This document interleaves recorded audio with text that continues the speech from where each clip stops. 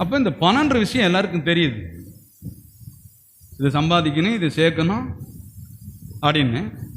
அதனால தான் சொல்றாரு, தேவன் ஒருவரை தவிர நல்லவர்கள் இந்த உலகத்தில் ஒருவரும் இல்லையே. நிறைய பேர் சொல்லுவாங்க, நாங்கள் யாருக்கும் எந்த தீங்கும் எந்த துரோகமும்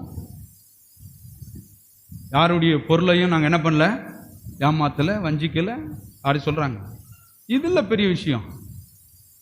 நிறைய பேர் அதான் நினச்சிக்கிறாங்க. அவங்களுடைய இந்த ஒரு வட்டத்தில், இந்த மைண்ட் செட்டப்பில் நாம் கரெக்டு அப்படிங்கிற மாதிரி வாழ்ந்துட்டு இருக்காங்க. அது கிடையாது விஷயம். ஆபிரகாம் அவனுக்கு வெள்ளி பொண்ணு வேலையாட்கள் பார்க்குற தூரம் வரல நிலம் எல்லாம் இருந்துச்சு. ஆனால் அதில் சீமானா இருந்தான்றத பைபிள் என்ன பண்ணல, பெருசாக பேசலை.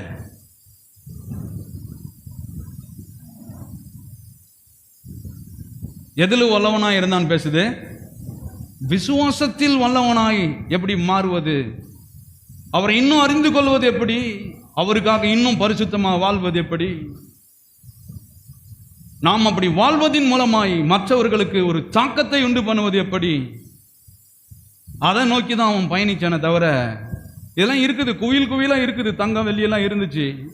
ஆனால் அவனுடைய இருதயம் அதை சார்ந்து இல்லை, பணத்தை சார்ந்து இல்லை, நிலங்களை சார்ந்து இல்லை, வசதிகளை சார்ந்து இல்லை. இதெல்லாம் கொடுத்தவரை தன் இருதயம் என்ன பண்ணிருந்துச்சு, சார்ந்திருந்தது. அதான் மெயின் சப்ஜெக்ட். நிறைய பேர் என்ன பண்றாங்க, கொடுத்தவரை விட்டுட்டு பொண்ணும் பொருளெல்லாம் என்ன பண்ணிடுறாங்க, அதை பத்திரமா பிடிச்சி வச்சுருக்காங்க. அதனால தான் சொல்றாரு, பூமியிலே பொக்கிஷங்களை சேர்த்து வைக்காதிருங்கள், அங்கே கண்ணமிட்டு திருடுறதுக்கு, நீ சேர்த்து வச்சது திருடுறதுக்கு திருடம் இருக்கான். ஒரு வேளை அது அந்த நேரத்தில் பாருங்கள், அந்த பேங்க் எல்லாம் இல்லாத நேரத்தில் அங்கேயும் இங்கேயும் சொருகி வைப்பாங்களாம் பணத்தை. செல்லரிச்சு போயிருக்கு, பொக்கிஷங்களை செல்லு கூட அரிச்சிரும். உங்களுடைய பொக்கிஷங்களை பரலோக வங்கி என்கிற இருதயத்தில் சேர்த்து வைங்கள், அங்கே திருடம் நுழைய முடியாது, பூச்சி உள்ள நுழைஞ்சி அங்கே என்ன பண்ண முடியாது, கண்ணமிட்டு அது திருட முடியாது, அரிக்க முடியாது. அதெல்லாம் சொல்றாரு, பரலோகத்தில் உங்களுக்கு பொக்கிஷங்களை சேர்த்து வையுங்கள்.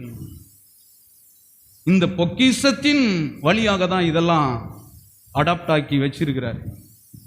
நாம் தேடுகிற இந்த வீடு, நிலம், ஆசீர்வாதம். இன்னைக்கு நிறைய பேர் இவரை விட்டுறாங்க, இந்த மூச்சை கொடுத்தவரை விட்டுறாங்க, உயிரை கொடுத்தவரை விட்டுறாங்க, ஒவ்வொரு நிமிஷமும் நொடியும் பாதுகாக்கிறவரை விட்டுறாங்க. இந்த நிலையில்லாத இந்த பொருளை தேடி இதை நம்பி நிறைய பேர் இன்னைக்கு அதன் பின்னாடி தான் ஓடிட்டு இருக்கிறாங்க. அதெல்லாம் வாழ்க்கை. ஆண்டவர் இங்க சொல்றாரு, ஆபிரகாம் எல்லாவற்றையும் உடையவனாய் அவன் இருந்தாலும் அவன் இருதயத்தில் வேற எந்த ஆசையும் இல்லை, தேவனை குறித்து இருதயம், இந்த ஆசைகள் அதை சார்ந்திருந்தது, அதை பற்றி இருந்தது. அதை குறித்து நான் எல்லாம் உங்களுக்கு காமிச்சேன் இல்லையா?